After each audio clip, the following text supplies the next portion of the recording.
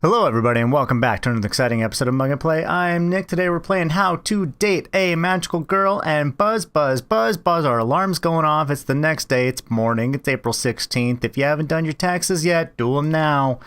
Shut up.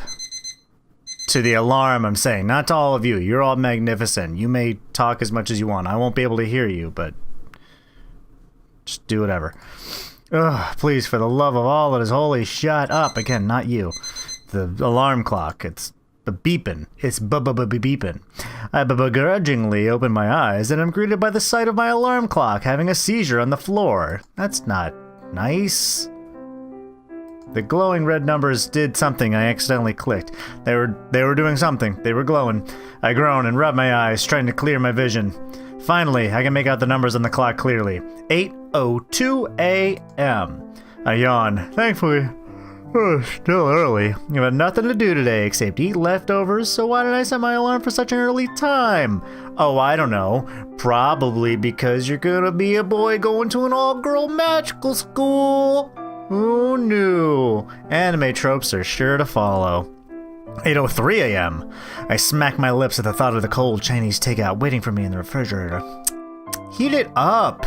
Don't be that lazy. 8:04 a.m. This is just a minute-by-minute playback of the dude's day. I stifle a yawn. This thought is tugging away at the back of my mind. Have I forgotten something important about today? Did I have something more serious to do than eat leftovers? Yes. 8:05 a.m. Nah, impossible. There's nothing important going on in my life right now. Maybe Hikari said she'll visit today or something small like that. Do you have, like, short-term memory loss? Did you hit your head real hard? 8:06 a.m. Oh yeah, something is coming back to me. School? Am I supposed to go to school today? 8:07 a.m.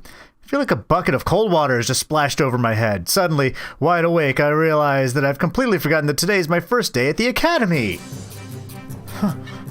Everything is coming back to me now, including the fact that Hikari told me the first year orientation starts at 8:30 a.m. Sharp! Just, ow! So sharp! 8:08 a.m. Oh god, I can't be late for my first day at the academy. What will Hikari think of me? More importantly, what will the cute magical girls I've never met think of me? Probably that your magical power is very upbeat but hectic music, spawning at random, and tardiness. I leap out of bed like a frog launching from a lily pad. I immediately regret this action as I'm still tangled up in my blankets and they drag me down to the floor. I narrowly avoid hitting my head. I thank my lucky stars I didn't get hurt before frantically scrambling to my feet. I dash out of my room and into the kitchen to eat the leftovers and be like, I'm done. Day over. Game over. Roll credits. Roll the end. No, wait. Come back. That wasn't the end of the episode. I open the fridge and I'm greeted by the wafting aroma of cold, sweet and sour pork leftovers. I grab the container unceremoniously and launch it across the kitchen, cheering when it lands in the open microwave. You just leave your microwave open at all times? Still, wouldn't it just splat in the back of the... I'm not gonna judge. I dash to the microwave and mash the keypad blindly. The light flickers to life and the machine starts up with a splutter and a hum. While my excellent choice of breakfast is being cooked to perfection, I decide to get dressed. When I reach my closet, I come to the sinking realization that I don't have an academy uniform yet. I heave open the doors with a sigh, only to be greeted by the sight of an unfamiliar dry cleaning bag on a coat hanger. With a confused frown, I pull the bag down and find a note written in front in cute handwriting. I went to the trouble of picking up your new uniform, Yori. You owe me one. Hikari. Oh, that Hikari. She thinks of everything. Yet, Bobson Dugnut, you need to be more thankful of Hikari. Perhaps you might date her and or fall in love with her. I mean, I hope it would be an and. I tear into the dry cleaning bag and pull out the brand new uniform. It's great. It's a skirt. And be like, they don't have boy uniforms. It's an all-girl school. Get used to wearing a skirt. It'll be easy when you have to go to the bathroom. I'm in the middle of climbing into my new threads just as an angry cacophony of beeps and boops calls to me from the kitchen. Breakfast is ready. Also, the microwave has come to life and it's sentient and furious and doesn't like sweet and sour pork. Or whatever it is that you ate. I finished donning my amazing new outfit and rocket into the kitchen to throw food into my gullet. My breakfast is demolished in a new personal record of 12.74 seconds, and then I'm out the door in a flash. I hardly even knew where I'm going. New? I hardly even know where I'm going, but I recall Hikari saying the academy is walking distance from my home.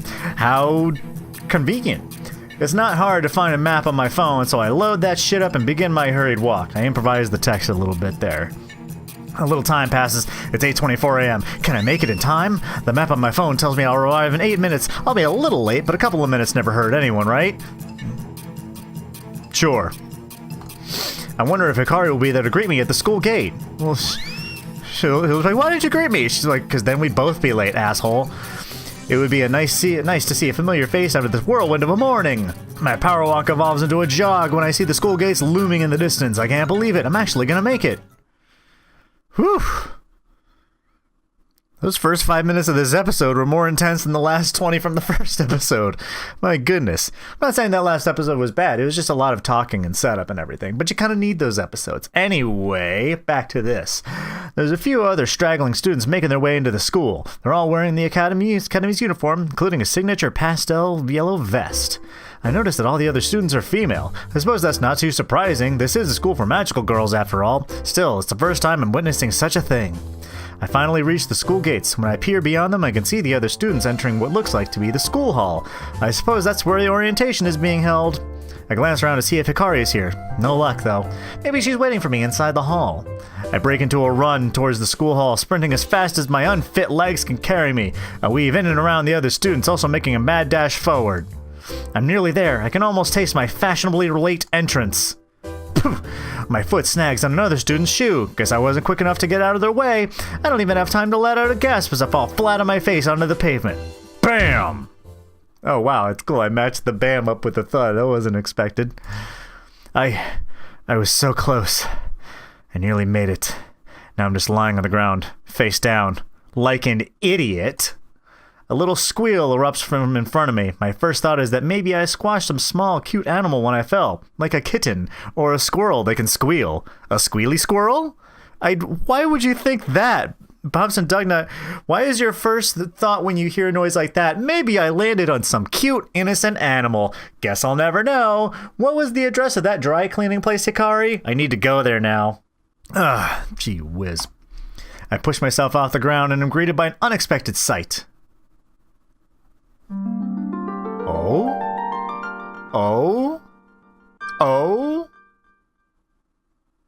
Tell me more. Oh my.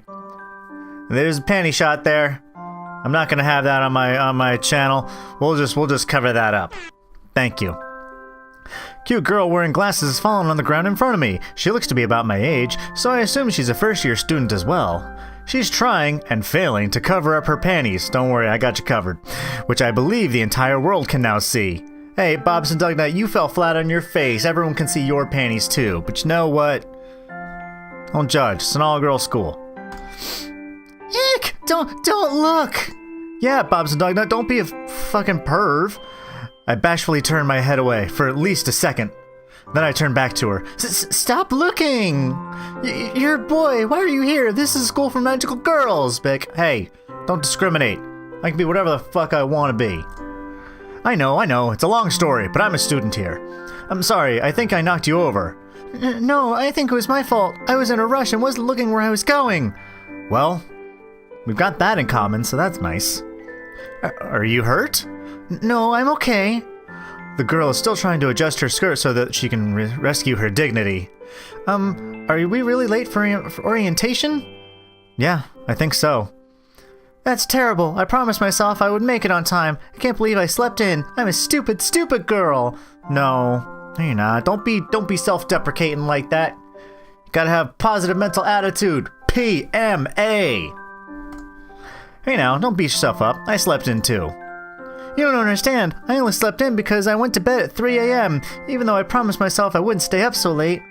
This girl sure seems interesting. Wonder what could have caused her to stay up so late the day before school starts. Meanwhile, this version of Bobson Dugnut is like, please be video games. Please be video games. You know, typical anime pro-tag. Or why were we up till 3 a.m.? That's embarrassing to answer. It's video games. Or porn. I mean, it's alright. Everyone looks at porn. including you, especially you. Come on now, you can tell me. It's not like we're strangers. I mean, I've seen your... All right, you know what, Bobson Dugnut? I'm gonna stop you right there. If I were at this magical girl school, I'd be like, dude, no, quit while you're behind, and just say that we have being late in common, and just go with that. It's safe. Yeah, don't say it. Yeah, fucking don't say it, Bobson Dugnut. Again, quit while you're behind. Oops. Fine. Fine. I'll tell you I was up so late. I was watching films. It's porn. She was watching porn. It's all right. That's what the internet's for. The internet is for porn and watching Let's Plays and streaming on Twitch. By the way, you can follow me on Twitch at twitch.tv/MugAndPlay. Anyway, films, huh? Wonder what kind of films. It's not my fault I have trouble going to bed after watching horror movies. I start to see shadows lurking in every corner, and I get too scared to even try to sleep. Well, you know what I do? I just put on some Bob Ross or some ASMR. I am out in 2 minutes. You can ask anyone I know. If I can't sleep, I put on Bob Ross. If I survive through a whole Bob Ross episode, that means I am really having a hard time getting to sleep. I don't expect someone like you to know what it's like. Girl, I watch movies. To become so engrossed in a tale of macabre and that all the hairs in your body stand on end. To be frightened senseless at the slightest strange sound from within your own home. It's like, hey, if you're watching horror movies and you're home alone, you hear a noise, you have every right to be freaked out. So don't even sweat it. Don't even trip. Until you've experienced that kind of paralyzing terror, you'll never understand the joy of cult horror films. The girl is breathing heavily, obviously exhausted from her passionate outburst. I think she may have a screw loose. You haven't lived until you've seen a film that makes your toes curl, chills your bones to the very bone, and gives you goosebumps. All at the same time. I kind of botched that line, but whatever. What was my line again? Moving along. I'll take your word for it. So this girl likes to scare herself senseless, and then she wonders why she can't get to sleep at a decent hour? So, you still haven't covered up your, don't worry, I already got you covered. The girl squeals again in embarrassment. I'd feel sorry for her if the view wasn't in my favor. Bobson Dugnut. Don't be a perv. This is my don't be a perv stare. Anyway. Stop looking! Sorry. Why am I cursed with such bad luck? How can something so embarrassing happen on the very first day of school? I don't know. Tropes. I suppose I understand why she's so distressed. Maybe I should say something to calm her down. By the way, what's your name? My name? Yeah. Is that such an unusual question? No, I suppose not. My name is Yui. Yui Akiyama. In case you couldn't read it, down here in the text box. Pleased to meet you, I guess. It's nice to meet you, Yui. It's nice to meet Yui. My name is Bobson Dugnut. I get to my feet and dust myself off. I reach a hand out to Yui. Here, I'll help you up. I swear that Yui blushes for a second before grabbing my hand. Her fingers are soft and delicate. Warm. She grips my hand ever so lightly and manages to lift herself to her feet. Thank you. I'm sorry we had to meet under such distressing circumstances. Also, I'm sorry I burped just now. That's my power. Just super loud, million decibel burps. I almost said birches. I want to say burps and belches at the same time. Anyway, I digress. Don't sweat it. I'm just happy to meet you at all. The soft red blush returns to her cheeks. She looks away shyly. We should go. Yeah, that was nice. Without another word, Yui takes the lead and walks in front of me. I follow behind her obediently. That she wasn't commanding you to do something. You can't be obedient. Oh, all right. Bobson Dugnut, you need to dial it back a little bit. You're at an 11 right now. Out of a possible 5. I need you to bring it back to like a 2.5. We make our way to the entrance of the school hall. The big wooden doors are closed, barring our way forward. Yui tries pulling the handle. The door is stuck fast. She frowns, then changes tactics, pushing the door instead. Still no luck. The door is securely locked. Might I suggest a karate kick? Do they really lock out latecomers? I guess so. Oh no, are we going to be punished for missing orientation? I don't think I can handle detention. Calm down, calm down. I'm sure we're not going to be punished. We'll just have to wait here until orientation ends, I suppose. I give Yui a shrug. If we wait around for the students to leave the hall, we'll surely run into Hikari. Hikari will know what to do. She always does. In the meantime, why don't we get to know each other? Yui doesn't say anything. A downtrodden expression has etched itself onto her features. Again, onto her features. Just etch yourself into one hip and the left collarbone and just one part of her glasses. No more, no less. She leans against the wall and lets out a sigh. So do you know any magic? Either she doesn't hear me, or she's choosing to ignore me now. Her eyes are closed, as though trying to block out the world around her. Well, not much I can do, I suppose. I slump down and sit on the ground. I have no idea how long orientation goes for, or how long we'll be waiting around here. The bell rings. Finally, orientation is finished. The doors of the school hall swing wide open and a flood of students leak out of the building. There must be hundreds of girls all scurrying forward. As they exit the hall, they split into different directions, surely heading towards their first classes of the day. If only I knew what my classes were, I could head towards where I'm supposed to go, but I have no clue what I'm doing here. I need to find Hikari. I stand to the side and all the students tumble out of the hall. I lose sight of Yui on the other side of the crowd. Oh well, she stopped talking to me anyway. Not my fault.